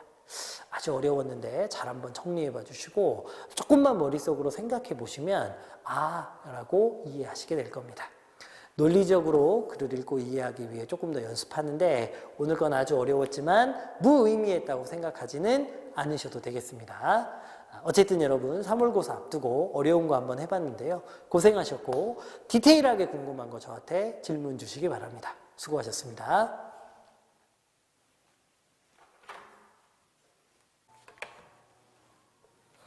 여러분 안녕하십니까? 2%를 채우다. 부족한 2%를 채우다. 그 9번째 시간인데요. 저희 프린트 제가 짤막하게 설명해 드리도록 하겠습니다. 일단은 이 페이지를 보시면 저번 시간에 배웠던 것을 복습하게 되어 있지. 저번 시간에 배웠던 것 중에 가장 중요한 건 역시 중세국어의 의문문인데 이 중세국어의 의문문 판정 의문문일 때, 그 다음에 설명 의문문일 때, 마지막으로 주어가 2인칭일 때 어떻게 할 거냐? 판정 의문문은 판이라는 글자에 들어가는 이 아자를 기준으로 아형으로 끝나면 된다 그랬죠. 아형, 뭐뭐한가, 뭐뭐하냐 이런 식으로 끝난다 그랬고, 그 다음에 설명 의문문은 오형으로 끝난다 그랬어요. 뭐뭐한 고 내지는 뭐뭐하뇨 이런 식이라 그랬지. 그런데 주어가 2인칭일 때는 다 필요 없고 니은 다로 끝나게 되어 있다. 저희가 이렇게 배웠습니다. 저랑 수업할 때 제가 워낙 여러 번 강조한 거라 아마 기억하고 있을 거라고 생각합니다. 자, 그 다음에 그 아래 보면 부사를 정리하게 되어 있는데요. 부사는 특별할 게 없기 때문에 제가 저번 시간에 배웠던 내용을 요약만 좀 예쁘게 해놨습니다. 자, 부사는 일단 크게 나누면 성분부사하고 문장부사로 나누어지는 거지. 성분부사는 말 그대로 한 성분만 꾸며주는 거고 문장부사는 문장 전체를 꾸며준다. 저희가 이렇게 알고 있습니다. 다만 성분부사 중에 성상부사, 이거는 성질, 상태의 줄임말이라 그랬지. 성질이나 상태를 보여주는 거고 지시부사는 지시 그러면 이, 그, 저 세 가지 생각하기로 했잖아. 지시부사니까 이리, 저리, 그리 이런 거 생각하면 되죠. 마지막으로 부정부사는 안, 못 이렇게 해주면 되고 자, 문장부사로 넘어오셔가지고 양태부사하고 접속부사 있는데 접속부사는 잘 알고 계시는 접속사, 접속어잖아. 그래서 요거는 뭐 그리고, 그래서, 하지만, 그러나 여러분 잘 알고 계시는 바로 그거고 문제는 양태부사인데 이 말이 되게 낯설지. 근데 양태는 한마디로 이야기하면 뭐라 그랬느냐? 화자의 태도, 화자의 태도. 그래서 태도를 보여주는 말, 말하는 사람의 뭐 마땅히, 틀림없이, 모름지기 뭐 이런 말들에 해당한다. 저희가 이렇게 공부했었던 내용입니다. 됐죠? 이렇게 보시는 걸로. 자, 그래서 거기 아래 제가 기출문제를 하나 연습하게 해놨는데 보기에 나오는 부사의 특성에 대한 학습으로 적절하지 않은 것 이렇게 돼 있죠. 1번에 보면 기억은 수량을 나타내는 단어 앞에도 오느냐? 겨우, 열평 그랬으니까 열이라는 숫자와 관련된 말 앞에 오는 게 맞죠. 다만 여기서 열이 품사가 무엇인지는 알 필요가 있는데 평은 평인데 열평이니까 숫자를 보여주는 말 수사 아니면 수관형사 중에 명사를 꾸며주는 수관형사라고 얘기할 수 있겠죠. 어쨌든 수량을 나타내는 단어 앞에 왔느냐? 맞습니다. 두 번째, 바로 그랬는데 체언을 꾸며주어 그 의미를 제한하느냐? 바로 옆 이렇게 돼 있잖아요. 옆이 명사니까 체언을 꾸며주는 게 맞지. 3번 디귿은 부정적인 추측을 강조할 때 쓰느냐? 설마 다음에 봤더니 민우가 이곳에 있지는 않겠지. 추측은 추측인데 있지 않을 거라는 추측이니까 부정적인 추측이 맞지요. 4번 리을은 문장에서 놓이는 위치가 고정되어 있느냐? 리을이 부디잖아. 근데 사실 부디는 뒤쪽으로 빼도 되죠. 자, 민우가 어디에 살고 있든 부디 편안하게 지냈으면 하는 생각뿐이다. 이렇게. 그래서 여러분 부디는 위치 이동이 가능하니까 4번이 잘못된 것입니다. 정답은 4번 이렇게. 마지막으로 5번 미음 용언의 의미를 부정하느냐? 못 만난 거니까 못은 부정부사가 맞지. 정답은 4번이 되겠습니다. 됐죠? 이렇게 저번 시간에 대한 복습을 짤막하게 끝냈습니다. 그 다음에요. 이제 3페이지로 넘어가시면 저희 문제가 소개되어 있는데 문제는 다 푸셨다는 전제하에 해설만 하는 겁니다. 혹시나 문제를 덜 푼 학생들이 있으시다면 일시정지 버튼을 눌러주시고 문제를 푸신 다음에 해설을 들으셔야 되는 거죠. 시간을 잴 때는 5번까지 해가지고 7분 30초 재면 되는데 특별히 이번에는 아주 특별한 보너스라고 한 문제가 더 들어가 있잖아. 그거는 일단 안 푸는 거야.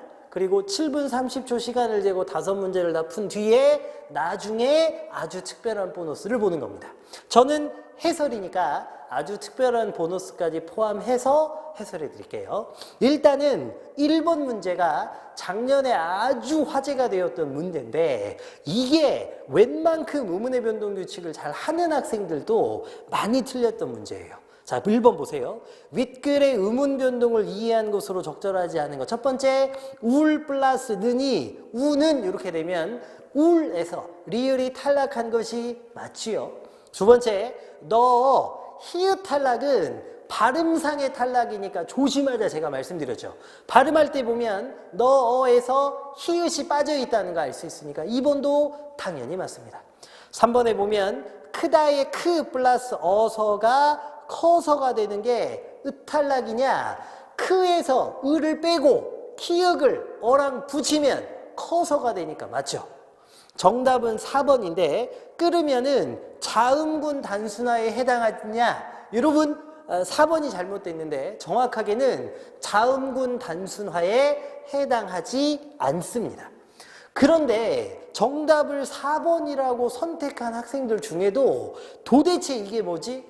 분명히 겹받침의 발음이 자음군 단순한데 왜 아닐까라고 생각하는 학생들이 많죠. 이게 작년에 수능 특강에 소개되어서 아주 화제가 되었던 문제인데 그래서 뭐가 필요한 거냐? 뒤쪽에 아주 특별한 보너스가 필요한 것입니다. 마무리 짓고 뒤로 넘어가 보면 5번에 뜨, 이, 어는 뜨하고 이를 붙이면 뜨이 이렇게 되는 거고 그 다음에 뒤에 이하고 어를 붙이면 뜨여가 되는 거니까 고기는 다 맞지. 정답은 4번인 건데 그러면 4번이 자음군 단순화가 아니라고 하셨는데 도대체 뭔 말이냐? 여러분 뒤에 아주 특별한 보너스를 한번 봐주십시오. 그리고 만약에 아주 특별한 보너스가 지금 안 풀린 학생들은요 지금 이 타이밍에 한번 풀어보세요. 그리고 무슨 말인지 한번 생각해 봅시다. 저는 바로 가볼게요. 가를 먼저 저랑 같이 읽어봅시다. 같은 자음이 탈락한다고 해서 동일한 음운 변동이라고 단정해서는 곤란하다. 즉 탈락이라는 유형에 속한다는 점은 같을지 몰라도 구체적인 음운 변동의 종류가 다를 수 있다. 가령 동일한 리을이 탈락한다고 하더라도 담 플러스 는이 담는 되는 여기서는 리을이 탈락하는 게 자음군 단순화에 의한 것이고 알 플러스 는이 아는 되는 것에서 리을이 탈락하는 것은 윰 탈락에 의한 것이다. 이러한 차이는 두 가지 음운 변동이 적용되는 조건을 살펴보면 자명해지는데 담 플러스 는이 담는이 되는 경우는 음절 종성 받침 부분에서 자음이 두 개 발음될 수 없다는 제약에 의한 것이지만 제약이라는 말의 동그라미지. 그 다음에 알 플러스 는이 아는이 되는 것은 그러한 제약과는 무관한 것이다. 제약과 무관하다는 말의 동그라미입니다. 이게 핵심이거든요. 여러분 밑에 한번 보세요. 다음 A는 모두 히읗이 탈락한다는 공통점을 지니지만 음운 변동의 종류가 좀 다르다 그랬습니다.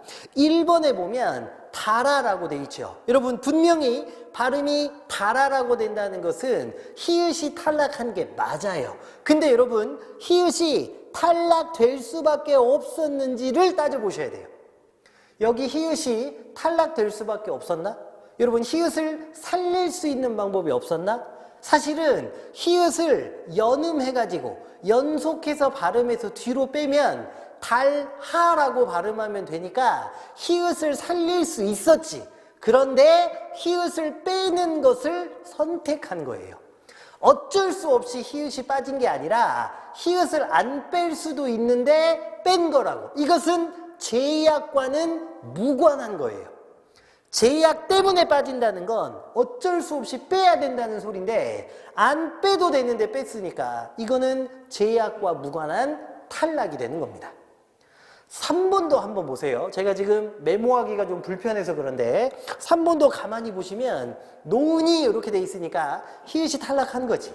근데 히읗을 탈락시킬 수밖에 없었느냐? 히읗을 살릴 수도 있었죠.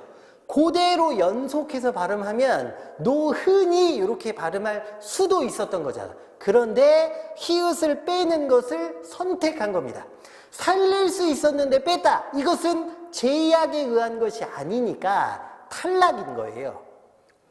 4번도 마찬가지입니다. 싸하 할 수 있었는데 히읗을 빼는 걸 그냥 선택한 거죠. 이럴 때는 제약에 의한 것이 아니니까 자음군 단순화는 될 수 없고 탈락만 되는 거예요. 5번도 마찬가지인데 끈흔 할 수 있는데 그냥 히읗을 빼는 것을 선택한 거니까 제약과 무관한 것이고 이때는 그냥 탈락입니다. 그런데 2번의 앉는을 보세요. 앉는의 안에서 히읗은 딴 데로 갈 데가 없어.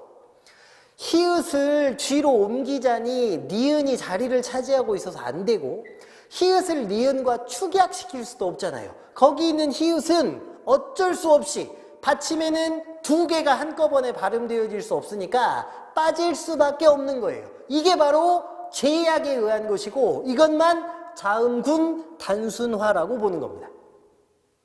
이해되십니까?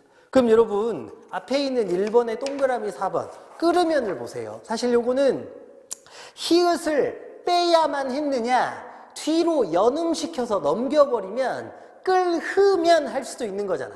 그런데 히읗을 빼는 것을 선택한 거니까 이건 자음군 단순화는 아니고 탈락이라고만 이야기할 수 있는 거지. 자음군 단순화는 제약에 의해 그것 말고는 방법이 없을 때 어쩔 수 없이 이루어지는 거니까. 이해되죠? 아주 어려운 개념이긴 한데요. 한번 떠올려 봐 주시고 그래서 정답은 4번이었습니다. 아주 특별한 보너스까지 잘 정리하시는데요. 이해가 잘 안 되시면 쌤한테 와서 질문해야 돼. 알았지? 자, 2번 문제 보도록 하겠습니다. 보기를 바탕으로 기억에 대해 탐구한 것으로 적절하지 않은 것. 여러분 매 시간 제가 여러분께 말씀드립니다만 국어는 뭐다? 리듬이다. 리듬. 끊고 판단하고 자기 리듬으로 하나씩 비교하고 판단해 보시면 답이 나올 수밖에 없어요.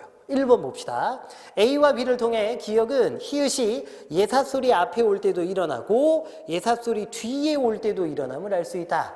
1번에 보면 노, 코 요것은 히읗 다음에 기억이 왔는데 키읔이 된 거죠. B의 경우는 나, 카 그랬으니까 요것은 히읗 앞에 기억이 있는데 요게 두 개가 붙어가지고 축약돼서 키읔이 되는 거니까 앞이든 뒤든 다 일어나는 게 맞지. 두 번째 보시면 A하고 B를 통해 기억은 용언의 활용형에서도 일어나고 체언에서도 일어난다. A를 보면 노, 코, 노, 타, 노, 치 그랬으니까 활용형에서 일어나는 거 맞고 B에서 보면 낙하, 맏형, 이파 요거는 모두 명사니까 체언이 맞지? 가능합니다. 세 번째, C를 통해 기억은 히읗이 형식 형태소의 일부인 경우에는 음절 끝소리 규칙이 먼저 적용된 후에 일어난다는 것을 알 수 있다. 여러분 C를 보시면 낮 한때가 나왔는데요. 낮의 경우 받침으로 쓰인 지읒이 디귿으로 변한 다음에 그 뒤에 나오는 히읗과 붙어가지고 나탄 때가 되는 거니까 음절 끝소리 규칙이 먼저 적용된 뒤에 축약이 일어난다는 말은 맞습니다. 문제는 형식 형태소였냐 바로 그거거든요. 거기 밑줄 그어보시고 한때는 명사거든요. 저희가 형태소 같이 배웠습니다만 명사는 형식 형태소가 아니라 실질 형태소에 들어가는 거지. 형식 형태소는 조사 또는 접사 또는 용언의 어간 부분 말고 뒤에 오는 어미 부분까지 조사, 접사, 어미까지가 형식 형태소에 들어가는 거잖아요. 그치? 예. 그래서 한때는 명사고 실질 형태소니까 실질을 형식으로 이렇게 바꿔놓기만 한 거예요. 그거 눈치채셨으면 3번이 답임을 쉽게 아실 수 있었을 겁니다. 4번 마저 보시면 D를 통해 기역은 히읗이 겹받침인 경우에도 일어나고 겹받침 뒤에 히읗이 올 때도 일어남을 알 수 있다. 역시 여러분 많다, 옳지는 겹받침의 일부인 거고 뒤에 밝히다 하고 넓히다는 겹받침 뒤에 히읗이 올 때니까 비교해 보시면 아실 거고 마지막으로 5번 이를 통해 기역은 히읗이 비음이나 유음 앞에 위치하면 일어나지 않음을 알 수 있다. 비음과 유음이 무엇인지만 아신다면 안 틀리죠. 비음은 뭐뭘 이야기하는 거지? 미음, 니은, 이응 이렇게 세 가지죠. 유음은요. 리을. 그래서 요거 네 개만 자음에서 뭐에 포함된다고 저한테 배웠느냐? 울림소리에 포함된다고 저한테 배우셨습니다. 거기까지 확인해 주시면 되겠네요. 자, 2번까지 보셨습니다. 3번 볼게요. 역시 국어는 리듬이니까 끊고 판단해 보시면 돼요. 3번에 바로 1번을 보면 기역을 보니 스럽다가 다양한 품사의 어근에 결합하느냐. 기역 처음 해보세요. 수다, 스럽다 이렇게 돼 있죠. 수다는 품사가 뭔데? 명사잖아, 명사. 그 다음에 촌스럽다. 촌은 품사가 뭔데? 그것도 명사지요. 어른스럽다. 어른은 품사가 뭔데? 명사잖아요. 수다, 촌, 어른 다 명사니까 다양한 품사가 아니라 한 가지 품사에만 결합한 거죠. 정답은 1번이 됩니다. 한 가지인데 다양한이라고 말장난 해놓으신 거잖아. 이것도 안 놓치기만 하시면 되는 거죠. 그래서 다른 것들은 여러분 한번 확인하고 저한테 질문 주시는데요. 그 2번에 니은을 보니 답다는 명사뿐만이 아니라 명사구에도 결합할 수 있구나 이렇게 돼 있죠. 명사구에 밑줄 그으시고 저하고 혼문장, 겹문장 공부하실 때 했던 내용인데요. 구가 뭐냐? 2개 이상의 단어가 한 세트로 쓰일 때 구라고 한다 그랬죠. 다만 절하고의 차이점은 절도 2개 이상의 단어가 한 세트인데 주어 서술어 관계가 성립할 때 절이라고 한다 그랬고 그 다음에 그렇지 않을 경우 때는 구라 한다 그랬거든요. 지금 니은에 보면 밑줄 그은 부분이 지난해 우승한 사람답다 그래가지고 명사 구가 지난해 우승한 사람 여기까지겠죠. 지난해 우승한 사람 세 가지라는 단어가 한 세트로 쓰이는데 요게 주어 서술어 관계가 아니라 꾸며주고 꾸밈을 받는 관계. 사람은 사람인데 지난해 우승한 사람 이렇게 가는 거니까요. 알겠지? 그렇게 따져보시면 명사 구가 뭔지도 아실 겁니다. 정답은 어쨌든 1번이었습니다. 4번이네요. 이거 너무 쉬웠지? 완료된 행위를 찾으라는 거니까 정답 3번 아닙니까? 밥을 먹고서 집을 나섰다. 먹는 행위를 완료하고 집을 나서는 거죠. 오케이, 좋습니다.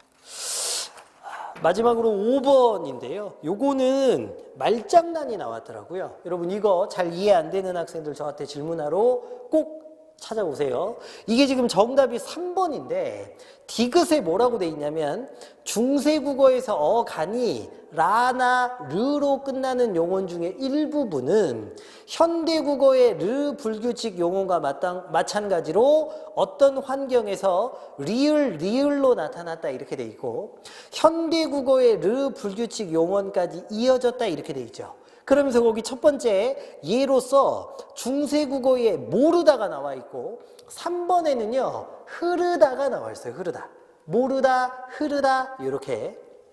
그런데 모르다의 예를 한번 보시죠. 마음 모르면, 그래서 모르면 이렇게 활용되기도 하고 그 다음에 뜻을 몰라 이렇게 돼 있잖아요. 그러니까 모르다에다가 다를 빼고 아를 붙여가지고 모르아 이거를 보태서 몰라 이렇게 됐다는 거거든요. 자, 메모를 할 수 있는 공간은 많지 않지만 여기다가 적어드리면 모르다의 어간 부분 모르에다가 R을 보태가지고 뭐가 만들어졌다는 거냐? 몰라 요게 만들어졌다는 거예요. 어떤 변화가 있었는지 확인하기 위해서 공통된 부분을 지워보면 모자도 지워지고 아자도 지워지니까 결국 보시다시피 르자가 리을로 바뀌었다는 걸 알 수 있습니다. 그래서 요게 지금 르자가 리을로 바뀌는 변화가 있었다는 거거든요. 3번에 보면 흐르다도 그러면 어떻게 활용되었을 거라고 저희가 추측할 수 있느냐? 간 부분 흐르에다가 어를 붙이면 흘러가 됐을 거라는 걸 알 수 있어요. 공통된 부분 지워보면 흐자도 빠지고 어자도 빠지고 보니까 여기 르자가 리을로 이렇게 바뀌었다는 걸 알 수 있습니다. 모르다하고 흐르다는 같은 카테고리 안에 들어가니까 모두 디귿의 예니까 알겠는데 그러면 3번이 왜 답이냐? 그래서 3번을 보세요. 디귿을 보니 흐르다의 활용인 흐르면은 중세국어고 흘러는 근대 이후부터 나타났느냐 그랬는데 모르다가 몰라 리을로 중세부터 이미 활용되고 있었으니까 흐르다가 흘러 르가 리을로 바뀌는 것도 이미 중세부터 활용되고 있었던 거지. 그런데 거기 근대부터 나타났게끔 그랬으니까 틀린 거예요. 알겠지? 중세부터 이미 나왔는데 근대 이후라고 말장난한 겁니다. 그것만 안 놓치셨으면 돼요. 됐지? 이렇게 따져주시면 되겠습니다. 역시 여러분 좀 더 구체적으로 궁금한 거 있으면 저한테 물어보러 와주세요.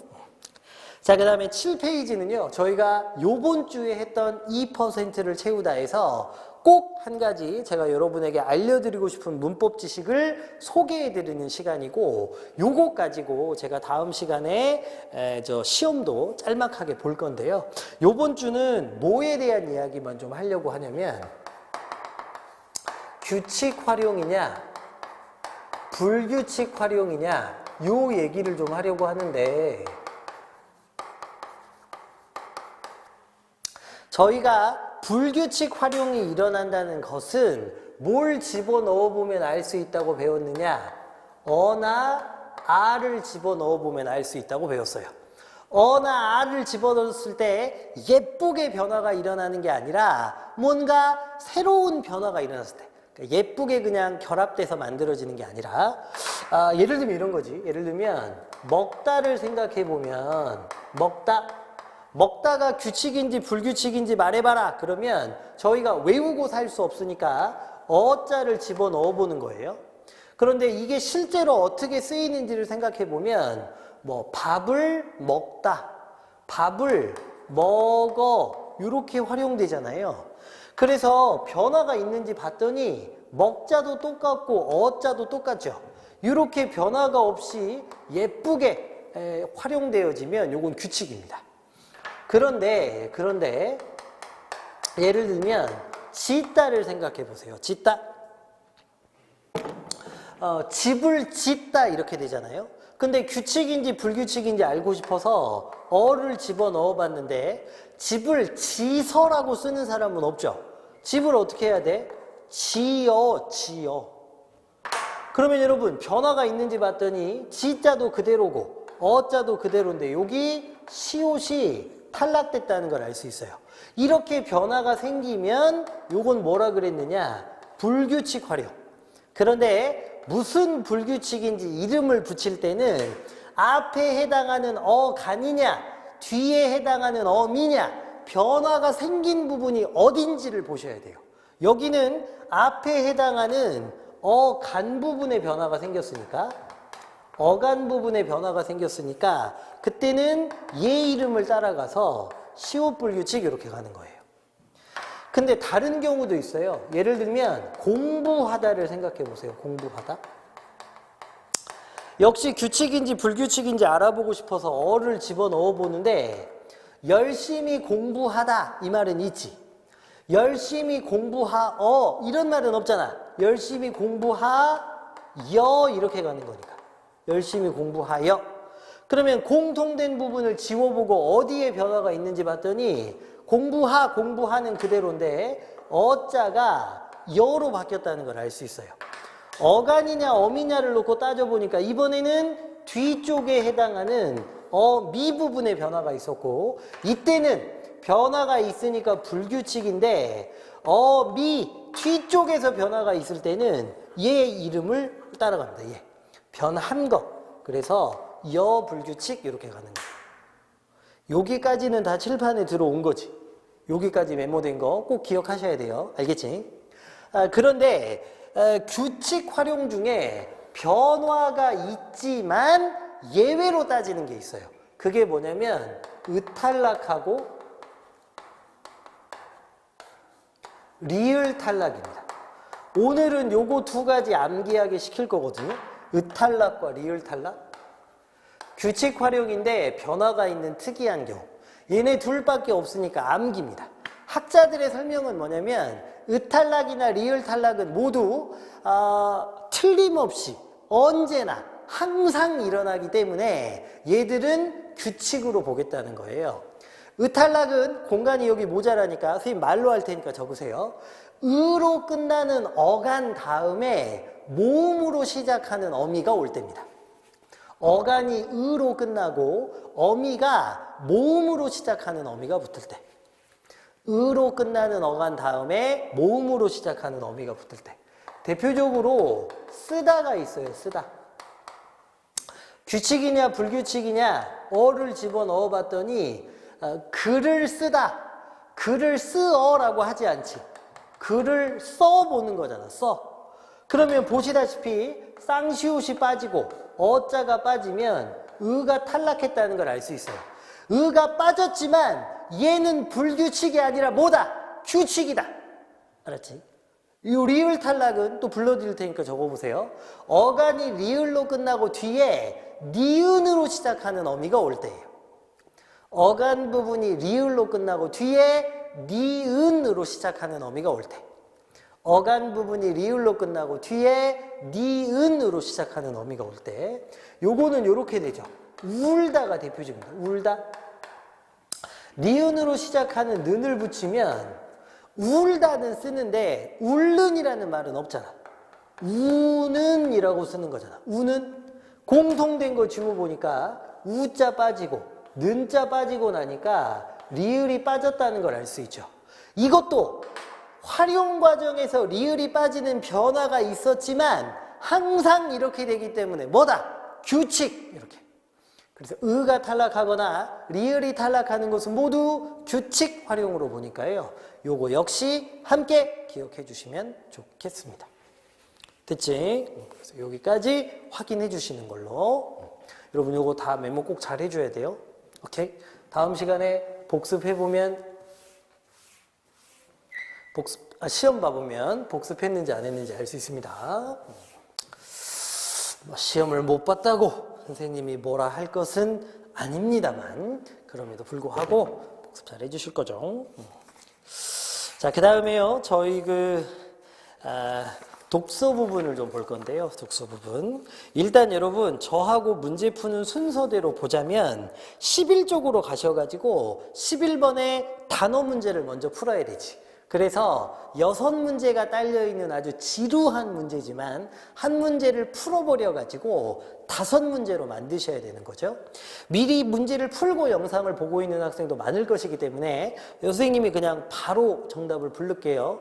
혹시나 안 푼 학생들은 또 아시죠? 일시정지 버튼 눌러주고 11번을 푼 다음에 해설을 듣는 건데요. 11번의 정답은 몇 번이냐? 바로바로 5번이 답이 되죠. 알파벳 D가 투영인데요. 투영은 반영이라는 뜻이에요. 반영. 예. 참고로 뒤에 눈앞에 없는 것이 있는 것처럼 보이는 건 무슨 영이냐? 요거는 환영입니다. 환영. 환상, 환영 이렇게. 어쨌든 정답이 5번인데요. 어렵지는 않았을 거다. 이렇게 생각합니다. 자, 그래놓고 여러분 이제 저희가 글을 읽고 지울 걸 지워가면서 문제를 풀 건데 그걸 이제 한 장을 넘기셔가지고 셀프 리플렉션 부분에서 할 거죠. 그치? 예. 실제로는 문제를 풀고 이 영상을 보고 계시면 본인이 문제 푼 거와 맞추어 가지고 선생님의 해설을 들으시면 될 것 같은데요. 어쨌든 셀프 리플렉션으로 자꾸 연습을 시켜드리는 선생님의 마음 알죠? 그러니까 독서를 제대로 할 수 있는 힘을 기르셔야 되는데 독서를 제대로 하려면 글의 내용을 온전히 이해할 수 있어야 되고 글의 내용을 잘 이해하려면 뭐 위주로 읽어야 되느냐? 단어 위주로 읽어야 된다고, 단어. 그래서 그 핵심 단어를 여러분들이 찾으시고 선생님하고 맞추어 보면서 자신의 독해력을 올려보는 거죠. 알았지? 자, 그러면 가달락부터 보겠습니다. 늘 말씀드리지만 옆에 그 해시태그 표시한다고 샵 돼 있는 거, 그거는 문장의 개수에 저희 조교들이 맞춰놓은 것 뿐이니까 그 개수에 현혹되실 필요는 없어요. 알겠지? 자기가 원하면 중요한 단어가 더 많이 나올 수도 있다. 자, 가보시죠. 실제로는 움직이지 않는 대상이 어떤 조건 아래에서 움직이는 것처럼 보이는 착시 현상을 가현 운동이라고 하는데, 이렇게 돼 있죠. 문장이 기니까 하는 데까지 끊어보시면 되겠고, 그러면 첫 번째 문장에서 가의 1번 첫 번째 문장에서 저희가 끄집어낼 수 있는 단어는 당연히 가현 운동이 되겠습니다. 가현 운동. 요것만 찾은 학생도 잘하신 학생이에요. 그런데 고수들이라면 저희가 설명문을 읽고 있다는 사실을 놓치지 않을 겁니다. 설명문은 뭐 하는 글인데? 정보를 전달하는 글이잖아. 그러니까 여기서 주고 있는 정보가 있다면 그 정보를 안 놓쳤겠죠. 가연 운동이라고 한 단어만 찾으시는 것도 잘하신 건데 어차피 뒤에 설명이 더 풍부해질 거니까.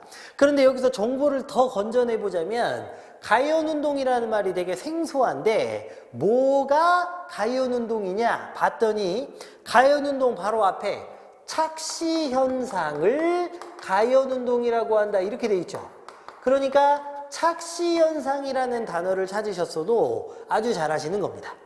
그런데 한 번 더 생각해 보면 착시 현상은 말 그대로 착각한다는 건데 뭘 착각하는 거냐? 그 정보까지 확인하시면 더 좋은 거죠. 그 앞부분에 보면 뭘 착각하는 걸 착시 현상이라고 하느냐? 실제로는 움직이지 않는 대상이 어떤 조건 아래에서 움직이는 것처럼 보이는 것이